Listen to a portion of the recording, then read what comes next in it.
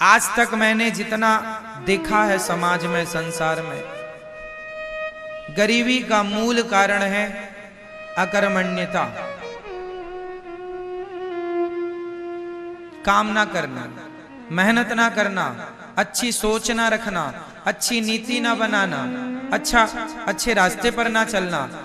आदमी 500 रुपए कमाता है और 250 रुपए की शराब पी लेता है और बाद में रोता है, भगवान तुमने हमें गरीब बनाया। तो ईश्वर को कोसने से क्या होगा? आप जो कमाते हैं कितना बचाते हैं, क्या उपयोग करते हैं? भगवान ने 2 हाथ आपको भी दिए हैं, 2 हाथ टाटा बिरला अडानी अंबानी को भी दिए हैं। उनके कोई 4-6 हाथ तो है नहीं, क्यों जी हैं? टाटा बिरला जी के कितने हाथ हैं? 2। आपके कितने हैं? उनकी भी 2 आंखें हैं। आप उनका भी वजन उतना ही होगा लगभग जितना आपका होगा, लगभग। वो भी ऑक्सीजन लेते हैं, अपन लोग भी ऑक्सीजन। वो भी दाल रोटी खाते होंगे, अपन भी दाल रोटी खाते हैं। फर्क इतना है कि वो अपने समय का सदुपयोग करते हैं, उनकी नीतियां अच्छी हैं, सही रास्ते पर चलते हैं। हम लोग पड़े हैं बिस्तरों में, 10-10 बजे तक तो सोते हैं, रात के 12 बज जाते हैं सोने में, 1 बजे तक मस्ती करते हैं, मोबाइल व्हाट्सएप फेसबुक चलाते हैं और सवेरे 10 बजे तक सोते हैं। ना उठने का समय है, ना सोने का समय है, ना काम करने की जिम्मेदारी है आज के लोगों में। 10 बजे ऑफिस खुलने का समय है, साहब 10:30 बजे आ रहे हैं। आधा घंटा लेट कैसे हो गए? चाय में लेट हो गए, चाय में लेट हो गए। चाय 5 रुपए की है और 30 मिनट कितने के हैं? चाय की कीमत बाजार में 10 रुपए होती है, 20 रुपए होती है, और क्या होगी? 30 मिनट कितने महंगे हैं बताओ? 30 मिनट, चलो 15 मिनट कीमती है या 1 कप चाय कीमती है? हमारे देश में ऐसे कितने लोग मिल जाएंगे जो 1 कप चाय के लिए अपना 15 मिनट बिगाड़ देते हैं? हाँ या ना? सही है ये बात? हमारे देश में ऐसे कितने लोग हैं जो 1 कप चाय के लिए कितने मिनट बिगाड़ देते हैं? 15 मिनट, 20 मिनट। चाय तो मिल जाएगी, पर जो 15 मिनट बिगाड़ दिए आपने वो नहीं मिलेगी। क्या निष्कर्ष निकला? कि हमारे देश में समय की वैल्यू नहीं है। कुछ लोगों के पास समय की वैल्यू नहीं है। काश समय को महत्व दिया होता। कहते हैं समय को कभी ना ठुकराइएगा, समय को आपने एक बार ठुकराया तो समय आपको बार बार ठुकराएगा, इसलिए समय को ना ठुकराइएगा। समय बड़ा बलवान होता, पुरुष बली नहीं होता है, समय होत बलवान। भीलन गोपी लूट लई, वही अर्जुन वही वाण। समय समय की बात है, तो समय बड़ा बलवान होता है। मेरी माँ, समझाओ ये बात अपने बच्चों को कि समय का दुरुपयोग ना करें। कुछ भी तूफान आ जाए, कुछ भी हो जाए, पर अपने समय से अपना काम करना सीखो, समय का सदुपयोग करना सीखो, कुछ करना सीखो। खाली फुर्सत बैठना मतलब मूर्खता। करते रहिए, करते रहिए। कुछ ना करो तो शास्त्रों को पढ़ते रहिए, गीता को पढ़ते रहिए, कुछ सीखते रहिए। हर दिन हमें कुछ ना कुछ नया सीखना चाहिए, रोज हमें कुछ ना कुछ सीखना चाहिए। सही है मैया?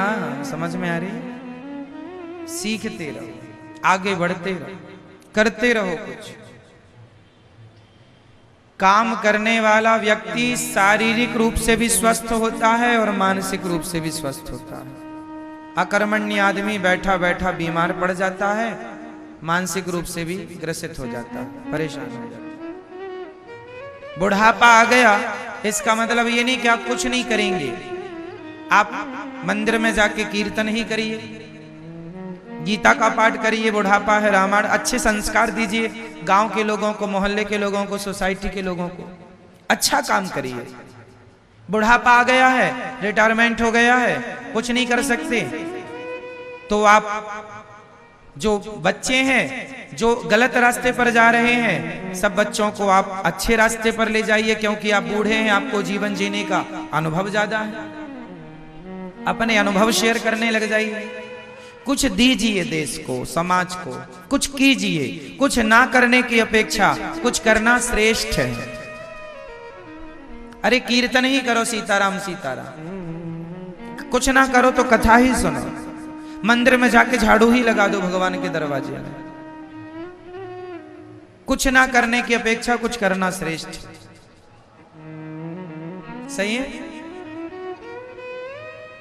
करना सीखिए। बस भगवान यही कहते हैं कि जो मेरी शरण में आया है, जो मेरा बन के आया है, मैं उसके लिए सब कुछ करूंगा। भगवान होते तो लोग गरीब क्यों होते, ये कोई सवाल नहीं है। अकर्मण्यता से लोग गरीब हैं। अब दूसरी बात कि आज सब कुछ होने पर भी लोग परेशान क्यों हैं? क्योंकि सबसे बड़ी गलती ये है, जब भगवान ने गोवर्धन उठाया, बहुत ध्यान से समझिएगा, हम लोग सबसे बड़ी गलती क्या करते हैं जीवन में, वो समझिएगा।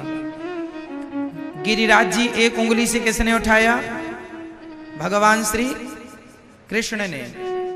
अब जो ग्वाल वाल थे, सखा थे, मित्र थे, उन्होंने, किसी ने अपना कंधा लगा लिया, किसी ने एक लाठी ली और लाठी लगा ली, किसी ने दोनों हाथ पहाड़ पर लगा दिए। और थोड़ी देर बाद ग्वाल वालों ने भगवान श्री कृष्ण से कहा, कन्हैया तुम कुछ खा लो। भगवान बोले मैं खाऊंगा तो पहाड़ नीचे नहीं आ जाएगा? तो ग्वाल वालों ने कहा, कन्हैया क्या पहाड़ तुमने उठा रखा है? अरे हम लोगों ने इतनी लाठियां लगाई हैं, हम लोगों ने हाथ लगाए, कंधे लगाए, तो पहाड़ तुमने थोड़ी उठाया, हम सबने उठाया, हमारा भी योगदान है। भगवान बोले अच्छा ठीक है, तो तुम लोग संभालो, फिर मैं नीचे करता हूं हाथ। हाँ हाँ तुम नाश्ता करो। भगवान ने थोड़ी सी उंगली नीचे की तो जितनी लाठियां लगी थी सब चढ़ चढ़ करके टूट गई। पहाड़ नीचे आ, सब भैया बचाइयो, लाला कन्हैया बचा बचा। भगवान ने उंगली ऊपर। अब ब्रजवासियों ने सबने अपने कंधे, डंडे, हाथ नीचे कर लिए। समझ में अब आया कि पहाड़ हमारे बल से नहीं, ये तो गोविंद के बल से खड़ा हुआ है। ये छोटी सी कथा क्या मैसेज देख के जा रही है? मैसेज यह है कि सबका भार किसके हाथ में है? भगवान के हाथ में है। आप लोगों ने जो कंधे लगा रखे हैं, मैं कर रही हूं, मैं कर रहा हूं। आपने जो लाठियां लगा रखी हैं, मैंने ये किया, मैंने वो किया। आपने जो हाथ लगा रखा है, मैं ना होता तो ऐसा ना होता, मैं ना होता तो मर जाता, ये गलतफहमी निकाल दो। किसी के कुछ करने से कुछ नहीं होता। हुई है सोई जो राम रची राखा। हम और आप कुछ नहीं कर सकते।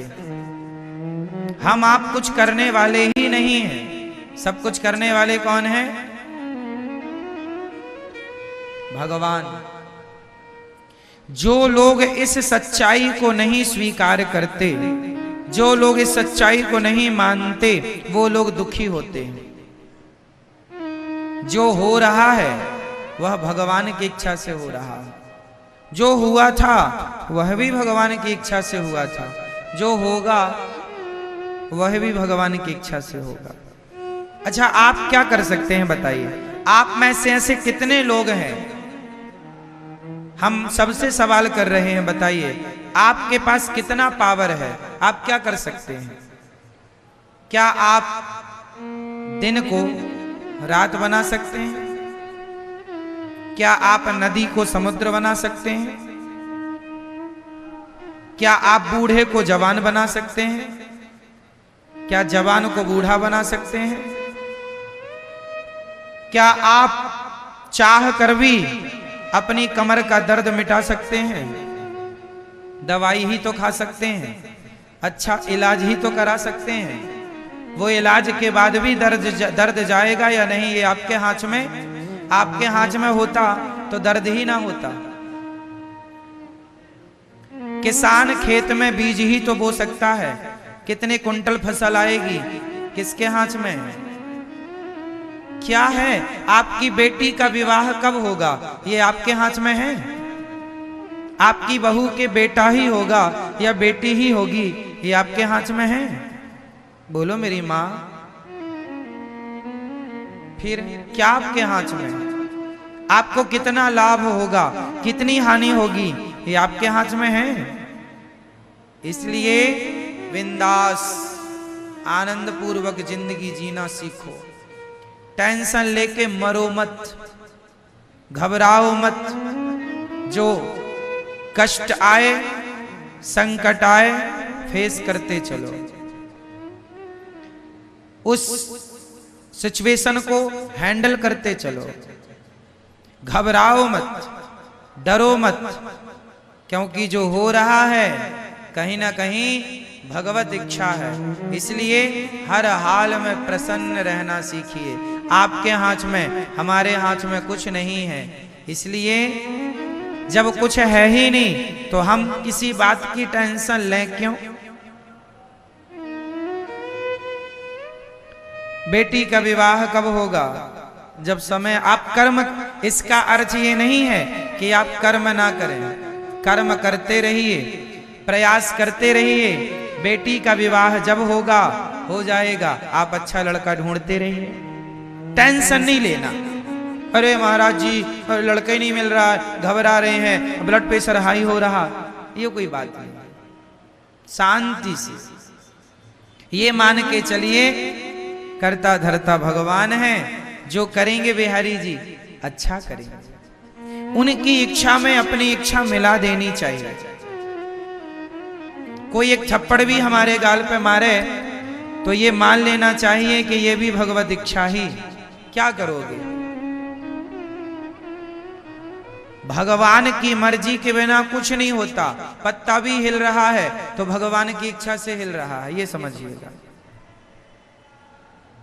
अब आप फिर सवाल करेंगे कि फिर जो लोग चोरी करता है तो क्या वो भी भगवान की इच्छा है? हाँ, वो भी भगवान की इच्छा है। क्योंकि जब वो चोरी करेगा, पकड़ा जाएगा तो उसको दंड मिलेगा। दंड क्यों मिलेगा? क्योंकि उसके कर्मों के अनुसार उसके भाग्य में दंड का विधान था, तो वो वैसी जैसी होनी होगी वैसी करेगा। भगवान बुद्धि मति गति वैसी बना देते हैं। जो होना होता है तब मति गति भगवान वैसा ही। हम और आपको सोच भी नहीं, हम और आप जो सोचते हैं वह भी कंट्रोल भगवान के हाथ में होता है। हम उतना ही सोच सकते हैं जो भगवान सोचवाएंगे, उतना ही बोल सकते हैं जितना भगवान बुलवाएंगे, उतना ही कर सकते हैं जितना भगवान करवाएंगे। क्योंकि हम कठपुतली हैं, सब ही नचावत राम गोसाई। आज का आदमी व्यर्थ में टेंशन लेता है, व्यर्थ में परेशान होता है।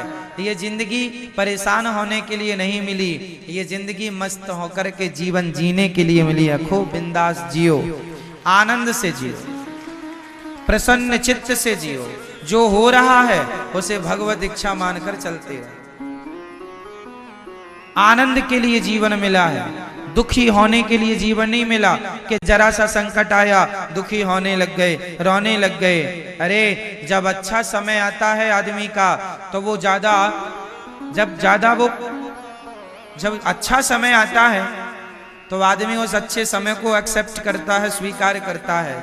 तो बुरा वक्त आए तो उसे क्यों ना स्वीकार किया जाए। इसलिए हर समय को भगवान की कृपा मानकर, भगवान का प्रसाद मानकर उसे स्वीकार करना चाहिए। तो अब बताओ, आप और हम लोग क्या करते हैं? आप कितने लोगों का पेट भरते हैं बताओ मैया? कितने लोगों का पेट भरते हैं आप लोग? 2 लोगों का, 4 लोगों का, 10 लोगों का? बताओ मैया। ओ मेरी माँ, आप कितने लोगों का पेट भरती हो मैया? आपसे पूछ रहे हैं जो थोड़ी देर पहले आपने जम्हाई ली है। बताओ है? कितने लोगों का पेट भरते हैं आप? 10 लोगों का? आप बताओ कितने लोगों का पालन करते हो आप लोग? दादाजी आप कितने लोगों का पालन करते हो? हम और आप कितने लोगों का पालन करते हैं? मैया बोलो मेरी माँ। किसी का भी नहीं। सबके पालनहार कौन है? भगवान। इससे क्या सिद्ध हुआ? हम जन्म क्यों लिए हैं? हम भगवान को प्राप्त करने के लिए, अच्छे काम करने के लिए, अच्छे विचारों को प्रकट करने के लिए, अच्छे रास्ते पर चलने के लिए हमारा जन्म हुआ है। पर हम लोग बुरे रास्ते पर चलते हैं, बुरे काम करते हैं। अच्छे काम करो, अच्छे रास्ते पर चलो और आनंद से जीवन जीते रहो, जीते रहो, जीते रहो, जीते रहो। ये ना सोचा जाए कि हम तुम्हें पाल रहे हैं, हम तुम्हें खिला रहे हैं। कोई किसी को नहीं खिलाता। हर व्यक्ति अपने भाग्य का दाना पीना, खाना पीना खाता। एक राजा था। एक राजा ने एक मक्के का दाना लिया, मक्के का एक दाना लिया और दाना लेकर के अपने गुरुजी से बोला, राजा सिंहासन पर बैठ के भरी सभा में। राजा ने कहा, गुरुजी बताइए, ये जो मक्के का दाना है, यह दाना आप तो सब कुछ जानते हैं, बताइए यह दाना, इस दाने में किसका नाम लिखा है? क्योंकि आप कहते रहते हो दाने दाने में लिखा है खाने वाले का नाम। तो राजा ने कहा, गुरुजी आप सब जानते हैं, तो बताओ कि इस दाने में किसका नाम लिखा है? गुरुजी बड़े ज्ञानी थे, सामान्य नहीं थे, त्रिकालज्ञ थे, बड़े उद्घट विद्वान थे, सब कुछ जानते थे। उन्होंने कहा, राजन इस दाने में वो कबूतर बैठा है, उस कबूतर का नाम लिखा है। राजा बड़ी जोर से हंसा, गुरुजी आज आपकी बात झूठी हो जाएगी। कबूतर खा ही नहीं सकता इसे, क्योंकि ये मेरे हाथ में है, मैं खाऊंगा और मैं खाऊंगा तो आपकी बात झूठी हो जाएगी। राजा बोले, आपकी बात झूठी हो जाएगी आज। गुरुजी ने कहा, बेटा दाने दाने में लिखा है खाने वाले का नाम, यदि इस दाने में उस कबूतर का नाम लिखा है तो वो कबूतर ही खाएगा। राजा जोर से हंसा और हंसते हंसते उसने दाना अपने मुंह में डाल दिया। जब मुंह में डाला तो वो हंसने के कारण वो दाना जाकर के उसके यहां गले में फंस गया। फंस जाता ना कई बार भोजन हम लोगों के यहां,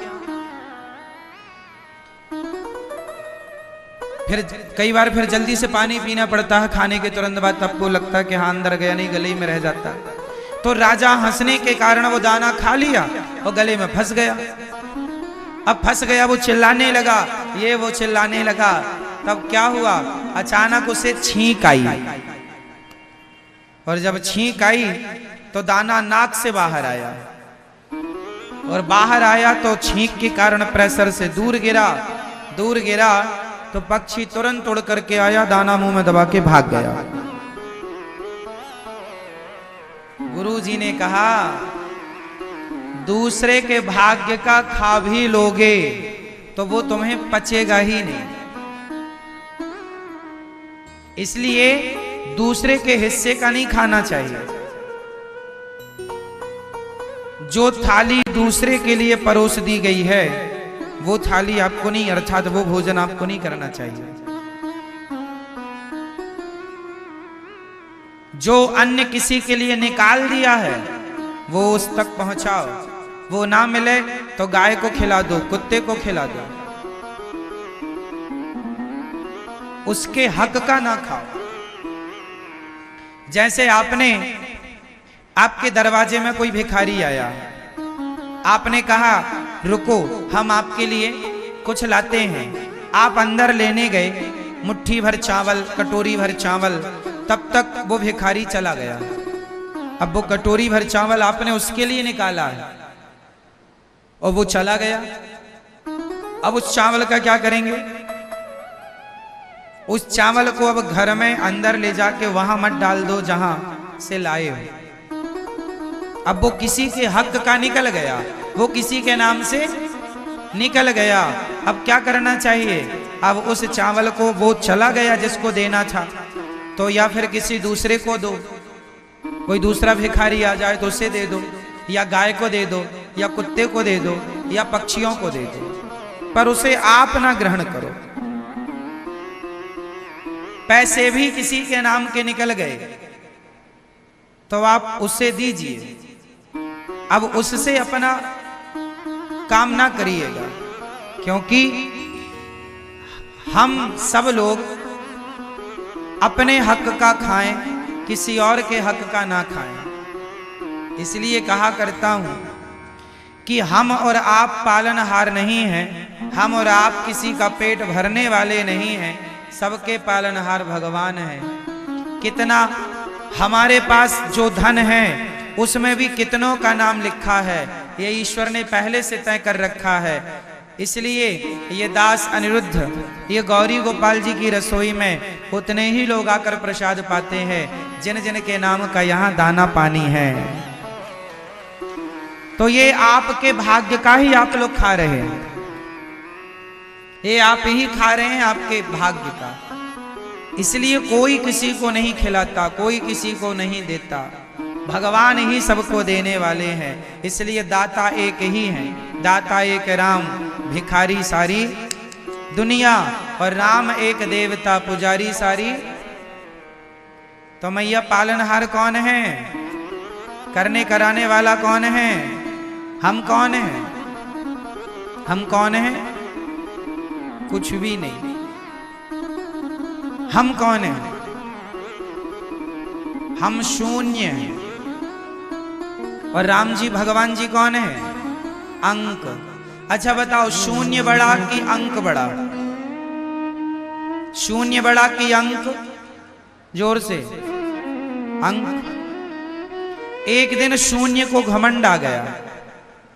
शून्य ने कहा अंक से, अरे अंक, तुम तो एक एक चलते हो, हम 10 चलते हैं। तुम 1 कदम चलते हो, हम 10 कदम चलते हैं। तुमसे बड़े हम हैं, तुम्हारी कोई हैसियत नहीं है, अपनी हैसियत में रहा करो। अंक से कहा शून्य ने, क्योंकि 1 के पीछे शून्य लगा देने से क्या हो जाता है? 10। मतलब शून्य संख्या को 10 गुना बढ़ा देता है। सही है? 2 शून्य लगने से संख्या हो जाती है 100। तो शून्य जो है संख्या को 10 गुना बढ़ाता है। तो शून्य ने कहा संख्या तुम्हारी कोई वैल्यू नहीं है, क्योंकि तुम 1 2 3 4 चलती हो 1 कदम, हम सीधा 10 कदम चलते हैं। तो अंक बोला, संख्या बोली, शून्य भाई साहब यदि आप बड़े हैं तो एक काम करो, फिर आप ही बैठो, हम चली। तो शून्य शून्य रह गए 5, आगे की संख्या हट गई।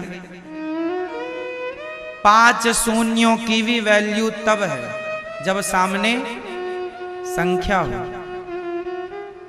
2 शून्यों की भी वैल्यू तब है जब सामने अंक हो, संख्या हो। अंक नहीं तो शून्य का कोई अस्तित्व नहीं। उसी प्रकार राम नाम एक अंक है, बाकी साधन सून। राम रहे 10 गुण है, राम बिना सब सून। भगवान अंक है, हम सब शून्य हैं। यदि शून्य अंक से जुड़ा रहेगा तो शून्य की भी जय जयकार होती रहेगी। यदि शून्य संख्या से हट गया तो शून्य की कोई हैसियत नहीं। तो हम सब शून्य हैं और भगवान अंक है, इसलिए अपने आप को शून्य मानकर भगवान के चरणों से जोड़े रखो तो कुछ बना रहेगा अस्तित्व। और भगवान से छूट गए तो शून्य की क्या हैसियत। शून्य अंक से जुड़कर 10 गुना बढ़ता है। भक्त भगवान से जुड़ करके उसका भी वैभव यश कीर्ति परिवार 10 गुना बढ़ता है। इसलिए जोड़ के रखिएगा, ये घमंड ना पालिए कभी कि हम कर रहे हैं। सदा ये भाव बना के रखिए कि सब कुछ भगवान कर रहे हैं, हमारी मर्जी से कुछ नहीं हो रहा है, सब किसकी मर्जी से है ना मेरी माँ। ये उंगली उठाओ अपनी जरा सभी लोग, एक हाथ की एक उंगली। पीछे वाली मेरी माँ, ओ मैया उठा लो हाथ, एक उंगली अपनी और हिला लो ऐसे ऐसे, उंगली हिलाओ। चलो बस करो। अब ये बताओ कि ये जो उंगली आपने हिलाई ये किसके बल से हिलाई, किसका बल था ये आपका? भगवान जी का। हाँ, ये बल भी हमारा बल नहीं है मेरी माँ। हम लोगों में इतना भी बल नहीं है कि हम अपने शरीर के एक अंग को हिला सकें। जब कोई बीमार पड़ जाता है, जिसको पैरालाइसिस हो जाता है, लकवा मार जाता है, उसका शरीर हिलता डुलता नहीं है। कितने लोग ऐसे हैं जिनके हाथ नहीं काम करते, पांव नहीं काम करते, आंख नहीं काम करती। क्यों?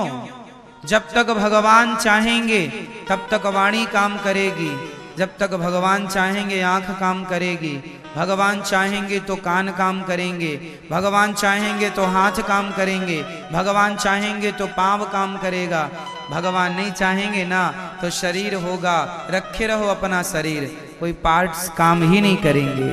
जिसे कहते हैं पैरालाइसिस हो गया, लकवा मार गया, आधा शरीर काम नहीं करता। क्यों नहीं करता? जब तक भगवान की इच्छा है काम करता है, इच्छा नहीं है काम नहीं करता। ये शरीर भी तुम्हारे हमारे हिसाब से नहीं चलता, ये शरीर भी भगवान की मर्जी से चलता। हमारे आपके हाथ में कुछ भी नहीं है मेरी माँ, कुछ भी नहीं। इसलिए व्यर्थ का घमंड ना किया जाए किसी चीज का, व्यर्थ का अभिमान ना पाला जाए किसी चीज का। माल खजाना को तो छोड़ दो मेरी माँ, ये शरीर भी अपनी संपत्ति नहीं है। हम आप सब मरेंगे ना तो ये शरीर भी छोड़ के जाना पड़ेगा। इसका अर्थ यही है कि हम घमंड किसका करें। ये उंगली भी हम अपने बल से नहीं हिला रहे हैं, इसमें भी भगवान की शक्ति है। जो बीमार पड़ जाता है, कई बार आप इतने बीमार पड़ जाते हैं कि आपको हाथ पांव हिलाने की भी हिम्मत नहीं बचती। आप लोग कई बार कहते हैं हमारी आंख खोलने की हिम्मत नहीं है बीमार पड़ने पर। ऐसा होता है कि नहीं कि आंख खोलने की भी हिम्मत नहीं है? तो ये जो हिम्मत कह रहे हो आप, ये हिम्मत कहां से आ रही है? कौन है ये आंख खोलने की हिम्मत देने वाला, चलने फिरने की हिम्मत देने वाला? तो क्यों हम ये कहें कि ये सब हम कर रहे हैं? हम कौन हैं ये बताओ, हम कौन हैं? कौन है आप? आपका परिचय क्या है? कौन है आप? कुछ भी नहीं है हमारा अस्तित्व, फिर भी हम लोग अपनी डींगे मारते फिरते हैं। हम ये हम वो ना, कुछ नहीं है। अभिमान त्याग दो, मिटा दो। जब हमारा शरीर पूरा हो जाता है, जब मृत्यु आती है ना, तो हम लोग जल जाते हैं। और जलने के बाद क्या बचती है हमारी? जोर से, सिर्फ राख। कितने रुपए के घड़े में आ जाती है? बोलो। मैया 25 गया जमाना, 25 वाला 50 हो गया, महंगा हो गया घड़ा। 50 रुपए के घड़े में तुम्हारी पूरी राख आ जाएगी। जो बड़ी बड़ी बातें करते थे, बड़ी गाड़ी बड़े बंगले का बड़ा रुतबा दिखाते थे, बड़ी अकड़ दिखाते थे, उड़ रही है तुम्हारी राख। 50 रुपए के घड़े में पूरी की पूरी, है ना? जब तक जिंदा थे तो कितना सामान था, मर गए तो मुट्ठी भर राख रह गई है। ये सच्चाई है। कितने ऐसे आपने देखे होंगे जो आपके देखते देखते जिनका नाम, जिनका यश, जिनकी कीर्ति सब कुछ पड़ा का पड़ा, धरा का धरा रह गया, अंत में मुट्ठी भर राख बन गए।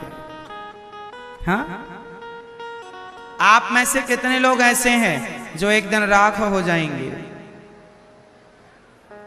अरे सब लोग हैं, सब। तो आप लोग राख हो क्या? हाँ, हम भविष्य की राख हैं। हम भविष्य की उड़ती हुई राख हैं, धूल हैं। इसलिए भगवान के चरणों की धूल ही माना करो कि हे नाथ, जब मैं मर जाऊंगा और मेरे शरीर की राख उड़ उड़ के वो धूल का कण बिहारी जी के चरणों में जाकर चिपक जाएगा तो जीवन सार्थक हो जाएगा। राधे तेरे चरणों की गर धूल जो बन जाऊं। ये धूल है। आप हम एक दिन इसी धूल मिट्टी में मिल जाएंगे। आज नहीं कल, कल नहीं परसों, 2030 तक नहीं तो 2040 तक, 2040 तक नहीं तो 2050 तक, 2050 तक नहीं तो 2060 तक, 2060 तक नहीं तो 70, 80, 90 तक। और बताओ क्या बोल दें हम? पार करा दें 2000 को? नहीं,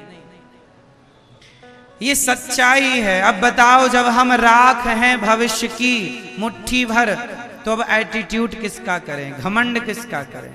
हम बताओ, झगड़ा किससे करने जाएं? अब किससे लड़ें? ये शरीर हमारा झगड़ा करने के लिए नहीं मिला, लड़ने के लिए नहीं। हम किस किस के दोष देखें?